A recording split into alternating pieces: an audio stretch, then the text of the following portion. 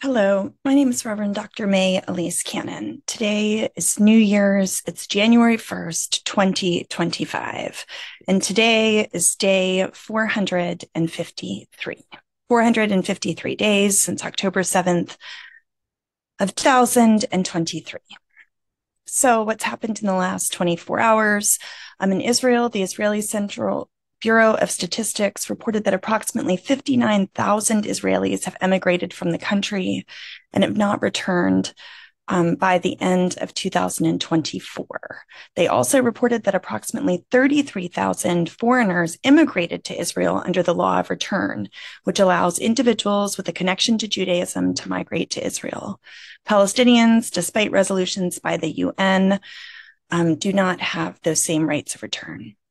Israel acknowledges that it did assassinate the Hamas leader in Beirut, Saleh Arouri, in January of 2024.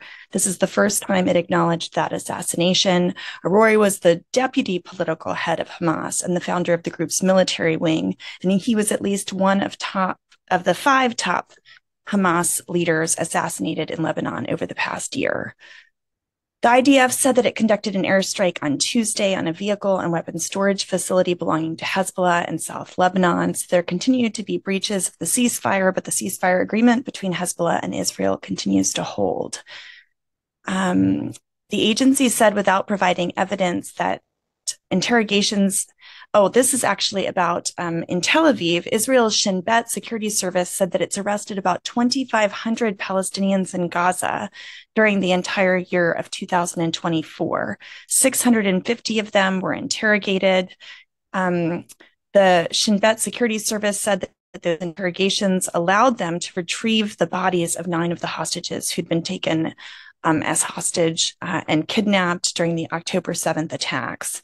27 Israelis were indicted for spying on Iran.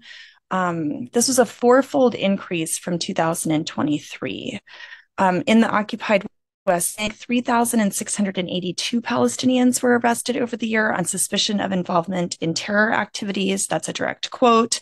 And more than 4,000 Palestinians in the West Bank between October to December, according to the United Nations, were arrested by the State of Israel. The UN Human Rights Office issued a report this summer saying that Palestinians detained by the Israeli authorities since the October 7th attacks faced waterboarding, sleep deprivation, electric shocks, dogs set on them, and other forms of torture and mistreatment. That Israel's prisons authorities previously said Palestinian prisoners were treated according to both Israeli and international law. Other big news in the Israeli government was that Gallant, who was the former Minister of Defense, announced yesterday, in a televised statement that he also resigned from the Israeli Knesset. He cited a law that was being used to promote the draft age ultra-Orthodox men, and now that they were going to be conscripted into mandatory military service. He said, "My way is the way of Likud. I believe in its principles, and I trust the members and the voters of the Likud movement." The ousted defense chief said that the Netanyahu government is promoting a recruitment law that contradicts the needs of the IDF, the security of the state of Israel. He said he can't accept it and be complicit in it. Hundreds gathered in Tel Aviv for a rally for a hostage deal. They partially blocked a main highway in Israel today. And the Israeli Defense Forces said that 2 rockets were fired from the Gaza Strip into the south of Israel shortly after midnight last night. On Tuesday, one of the missiles was intercepted and the second fell in an open area. The current defense chief warned that there would be harsher strikes on Gaza if Hamas continues to fire rockets and continues to hold hostages in Gaza. President-elect Donald Trump reiterated his against Hamas at a New Year's Eve party last night, and he said, "I'll put it this way, they better let the hostages come back soon." Meanwhile, in Gaza, Reuters reported that the population in the Strip is down by 6% since the start of the war in October of 2023. That's according to the Palestinian Statistics Bureau. The population of Gaza has fallen 6% in 15 months, with about 100,000 Palestinians having left the enclave, about 55,000 presumed dead, according to the Palestinian Central Bureau of Statistics. In Deir al-Balah, in the last 24 hours or so, at least 12 Palestinians were killed in Gaza Strip. One strike was on a home in the Jabalia area of North Gaza, where Israel has waged a major operation since early October. 7 people were killed there, including a woman and 4 of her children, and at least another dozen people were wounded. There have been heavy rains and cold weather. There's been a winter storm. This has primarily affected the tent communities in Deir al-Balah. Palestinians have been bailing out muddy water from frigid tents after heavy rains. Hundreds of thousands of people are living in a sprawling tent camp along the coastline. The winter has brought frequent rainstorms. The temperatures there have been below 10 degrees Celsius at night, which is roughly 50 degrees Fahrenheit. At least 4 babies have died of hypothermia in recent weeks, according to health officials. Manal Ubad was quoted in the news as saying, "I'm drowning," as she was wading in ankle-deep water inside of her tent on Tuesday, trying to salvage blankets and other belongings. She said, "I'm taking everything out into the street. We're dead. We're not even alive. Why is this happening?" The civil defense first responders affiliated with the local government, which is run by Hamas, said that they were receiving hundreds of emergency calls to evacuate people from flooded shelters. And Associated Press footage showed barefoot children wading through muddy water with rows of tightly packed tents. Mohammed Diab placed an empty cooking pot on a dirt floor of his tent to catch rainwater leaking through the roof. And he said, "For God's sake, find a solution for us because we've had enough. In the summer, there was such intense heat, we couldn't bear it. And now in the winter, we're drowning." The United Nations head, responsible for helping Palestinian refugees, said that since the war in Gaza began, at least 745 people were killed and more than 2,220 injured in the UN shelters where they had been seeking UN protection.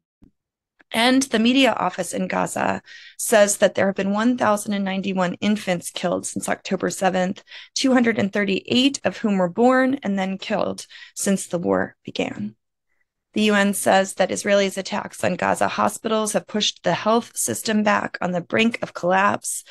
The UN Human Rights Office says that attacks on and around hospitals have violated international law, pushing the health system on the brink of total collapse. The Israeli forces have besieged and raided at least 10 of the hospitals across the Gaza Strip since the start of the war, some of them multiple times. Israel accuses Hamas militants of using the health facilities for military purposes, but there has been little evidence provided. Last week, Israeli troops raided the Kamal Adwan Hospital in the isolated North Gaza Strip. Their director is currently detained. It's believed he's being held at the State Taman facility. I talked about that quite a bit yesterday in the update.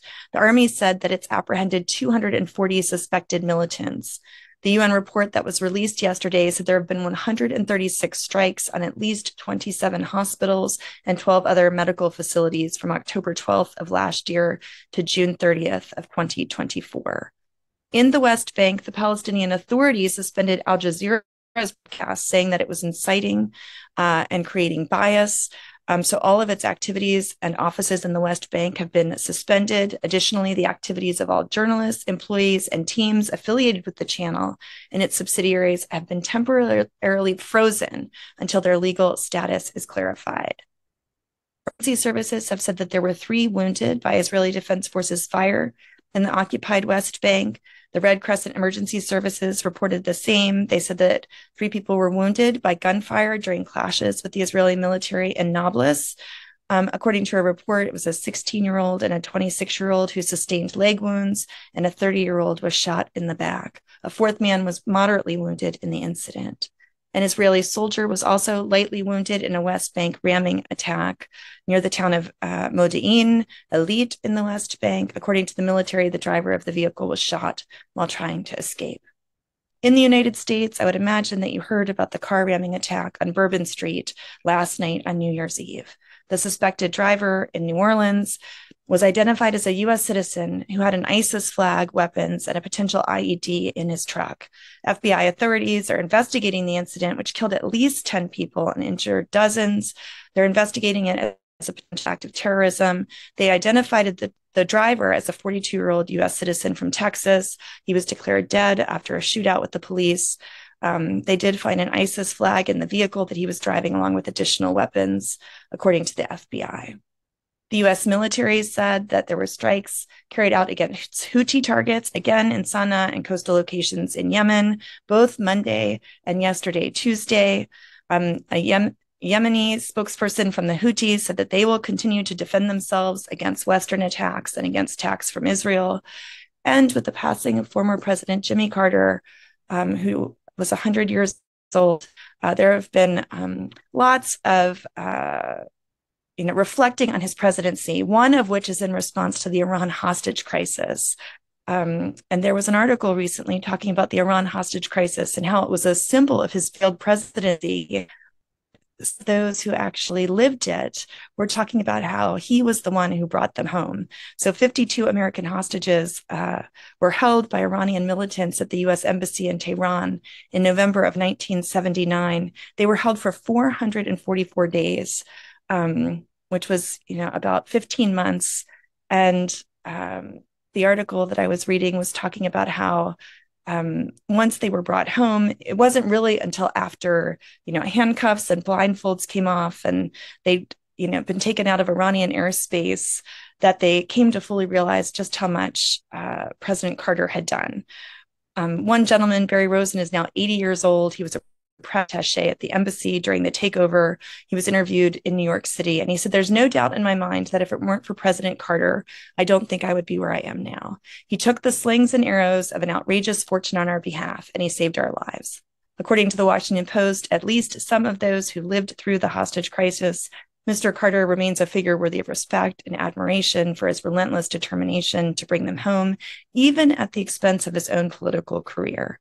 Mark Bowden, who was the author of a book called Guests of the Ayatollah, said that most of the former hostages he'd spoken with his book were grateful to former President Carter for his careful handling of an impossible situation. President Carter died on Sunday at the age of 100. His funeral arrangements will take place between Georgia and Washington, D.C. They begin this Saturday. He'll lie in rest on the state capitol, and those will conclude on Thursday, January 9th. So that's an update on this very beginning of the new year of 2025. May it be a year of peace and not war. May conflict be brought to an end. May our efforts make a difference in that direction. And may God go before us as the new year begins. In the name of Christ, amen.